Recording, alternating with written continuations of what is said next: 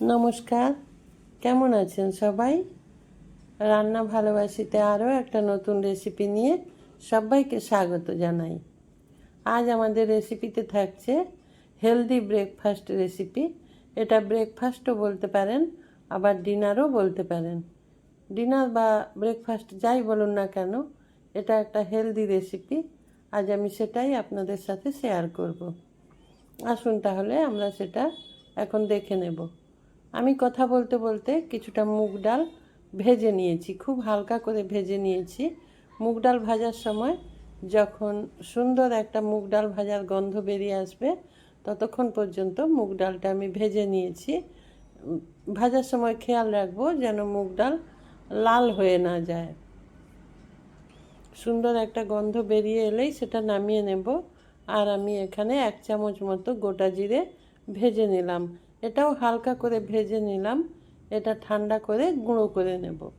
আবার কড়াই বসিয়ে দিয়েছি। এখন কড়াইয়ের মধ্যে জল দিয়ে দেব।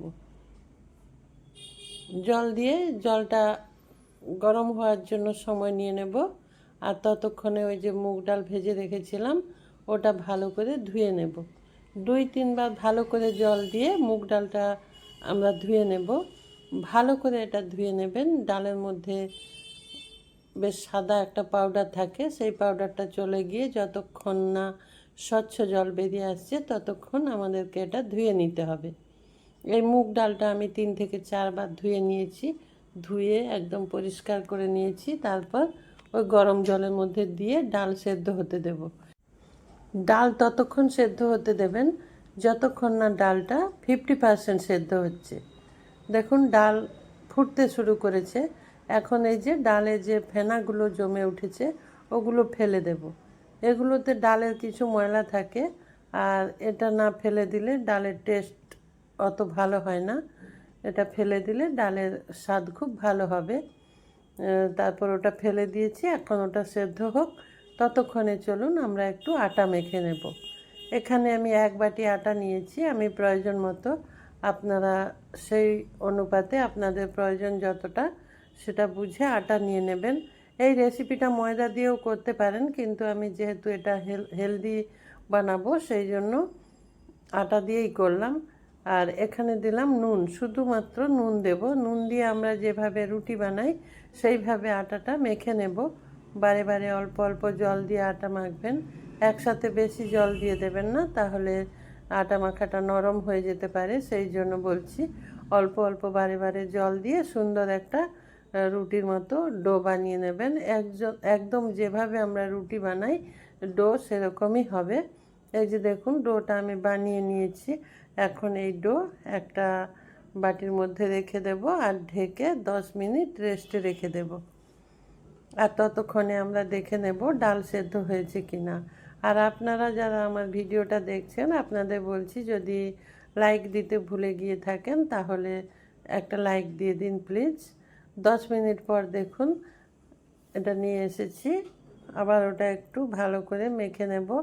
মেখে নিয়ে একটা কার্ডবোর্ড নেব। কার্ডবোর্ডের ওপর এই ডোটা নিয়ে নেব। নিয়ে সেটা ভালো করে একটু আবারও মেখে নেব।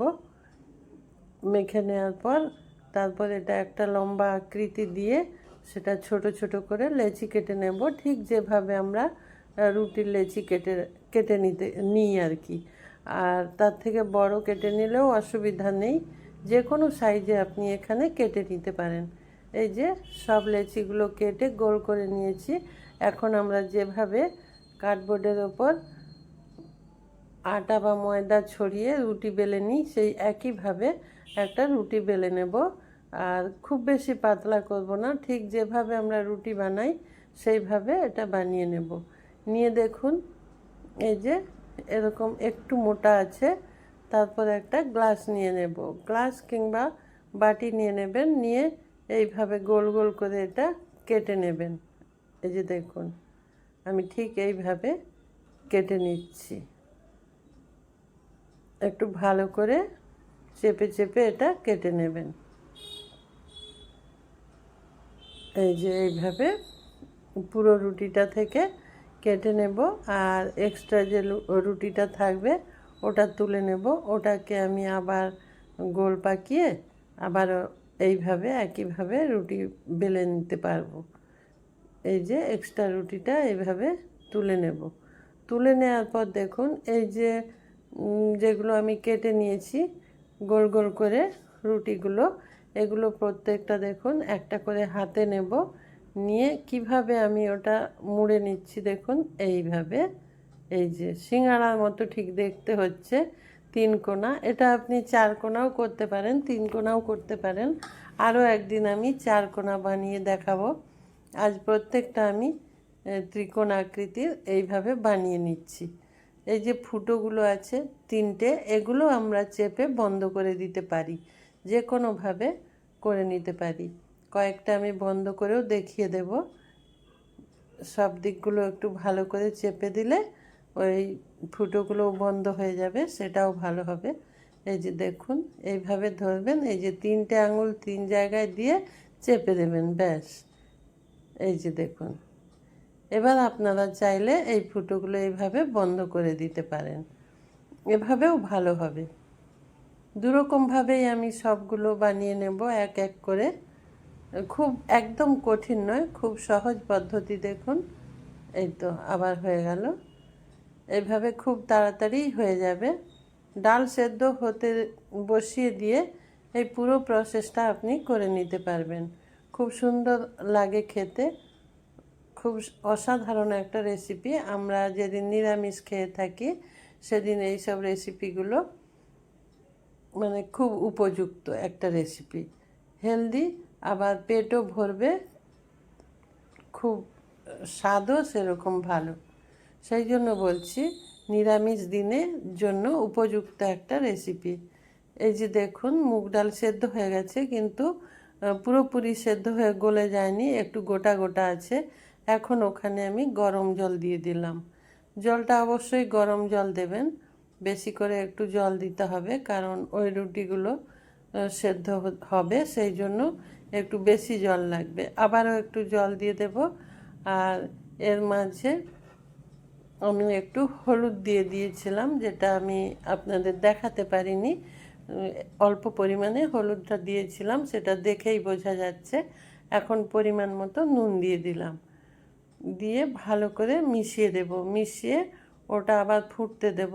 যখন খুব ভালোভাবে ফুটে যাবে, এই যে দেখুন আমি এখানে সব রুটিগুলো একইভাবে বানিয়ে নিয়েছি। এই যে এইগুলো এখন একটা একটা করে ওর মধ্যে ছেড়ে দেব। একসাথে সবগুলো দিয়ে দেবেন না, একটা একটা করে এইভাবে দিয়ে দেবেন। একসাথে সবগুলো দিয়ে দিলে হয়তো নিচে বসে যেতে পারে। যখন কিছুটা দেওয়ার পর একবার সেদ্ধ করে নেবেন 2 থেকে 3 মিনিট, তারপর বাকিগুলো দিয়ে দেবেন। মানে দুটো ধাপে সব রুটিগুলো দিয়ে দেবেন। আমি এক ধাপ দিয়েছি, পরে আরও এক ধাপ দিয়ে দেব। ওই যে দেখুন পরে সবগুলো দিয়ে দিয়েছিলাম। এখন ওটা ফুটতে, রুটিগুলো সেদ্ধ হতে দিতে হবে। আর এই রেসিপি হালকা মিষ্টি মিষ্টি হবে, সেই জন্য 2 চামচ চিনি দিলাম। আর আপনারা চাইলে আরও একটু চিনি দিতে পারেন, কিন্তু চিনি দিতে হবে, এটা একটু মিষ্টি রেসিপি। আপনারা যারা আমার ভিডিওটা দেখছেন, যদি ভালো লাগে তাহলে আমার চ্যানেলটা সাবস্ক্রাইব করে আমার পাশে থাকবেন। পাশে থাকা বেল আইকনটা প্রেস করে দেবেন, তাতে আমার রান্নার সমস্ত নোটিফিকেশন আপনি পেয়ে যাবেন। রুটির কড়াইটা একটু সরিয়ে দিয়েছি পাশে, দিয়ে একটা তড়কা প্যান নিয়েছি। এবার তড়কা প্যানে সর্ষের তেল দিলাম।